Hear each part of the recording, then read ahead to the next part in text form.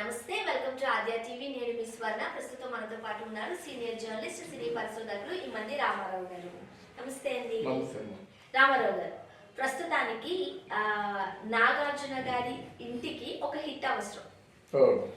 నాగార్జున గారికి హిట్స్ లేవు, నాగ చైతన్యకి హిట్స్ లేవు, అఖిల్కి అసలుకే లేవు.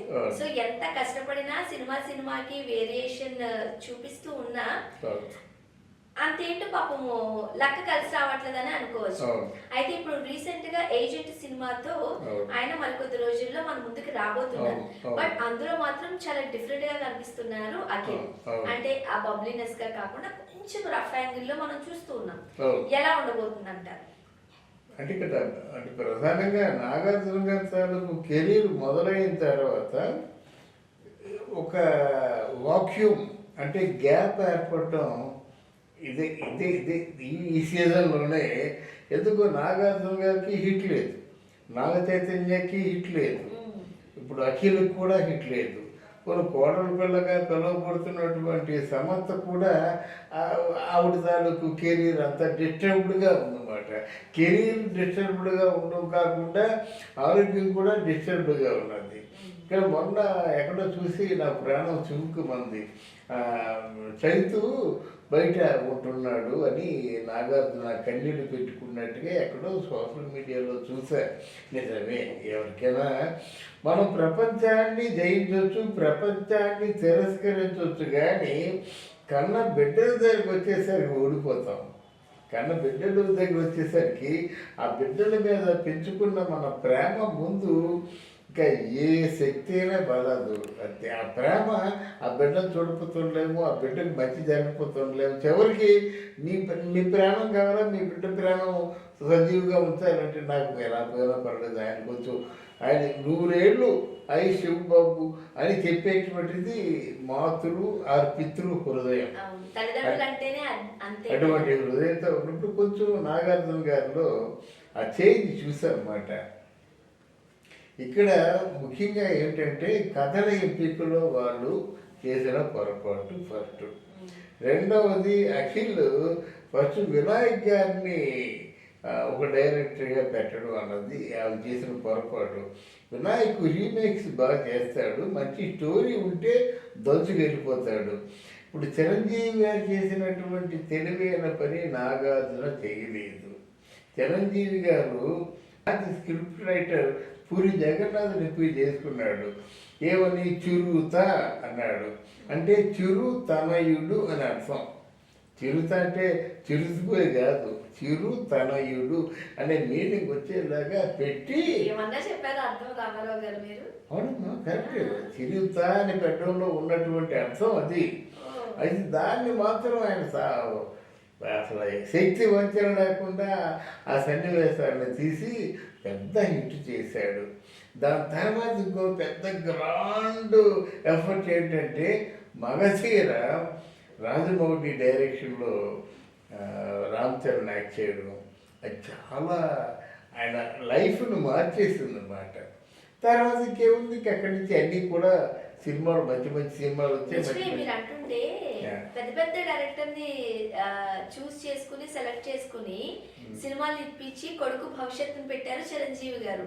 నాగార్జున గారు ఎందుకు ఆ పని చేయలేకపోయారు? చేశారు కానీ నాగార్జున గారు ఎంపిక చేసుకున్న వాళ్ళందరూ క్రియేటర్స్ కాదు. నాకు వినాయకు క్రియేటర్ కాదు, అర్థమైందా? ఇప్పుడు సురేందర్ రెడ్డి ఉన్నాడు అనుకోండి, ఈయన కొంచెం క్రియేటర్. ఈ సురేందర్ రెడ్డి తక్కువవాడు కాదు. మొన్న చిరంజీవితో ఆయన సైరా నరసింహారెడ్డి సినిమా తీసినటువంటి వ్యక్తి, అర్థమైందా? అందువల్ల ఇట్లాంటి ఈ వ్యక్తులు ఉంటే కొంత సినిమాలో క్యారెక్టర్ ఫోకస్ అవ్వచ్చు. అలాగనే ఫోకస్ అయ్యాడు అఖిల్. కానీ రాబోయే రోజుల్లో ఆయనకి మంచి అవకాశం వస్తుందని మనం ఆశించవచ్చు. బట్ ఏదైనప్పుడు కూడా నాగార్జున ఎంత మన్మధుడు కదా, ఏ క్యారెక్టర్ చేసినప్పుడు కూడా ఆయన బ్రహ్మాండంగా పేరుపోయేది. ఆడవాళ్ళు తెగ చూసేవారు నాగార్జున గారికి కూడా కెరీర్ మొదట్లో ఫ్లాప్లే పలకరించాయి. మాస్ ఇమేజ్ తెచ్చుకోవడానికి కాస్త టైం పట్టింది. ఎందుకంటే ఆయన ఫేస్ ఫీచర్స్ బట్టి. అవును. సో ఇప్పుడు అఖిల్ విషయంలో కూడా అదే ఇబ్బంది ఎదుర్కొంటున్నారు నాగార్జున గారు. ఏ యాంగిల్లో చూసినా కొంచెం చిన్నపిల్లలాగా కొంచెం బబ్లీగానే కనిపిస్తున్నాడు కానీ ఆ మాస్ ఎలిమెంట్స్ రావట్లేదు. అవునవును. మరి దానికోసం ఏం చేయాలి? దానికి క్రియేటర్ కావాలమ్మా. పూర్వం సినిమాలు ఎవరు తీసేవారు? కోడి రామకృష్ణ బ్రహ్మాండంగా క్రియేట్ చేసేవాడు. ఎంత బాగా చేసేవాడు అంటే కొత్త వాళ్ళతో ఒక సంవత్సరం పాటు ఆడే సినిమాలు తీసేవాడు. అలాగే మనకి మన పేరు ఈ పూరి జగన్నాథ్ గారు, ఆయన ఒకరు. అంతకుముందు ఈ మధుసూదన్ రావు గారు ఉండేవారు.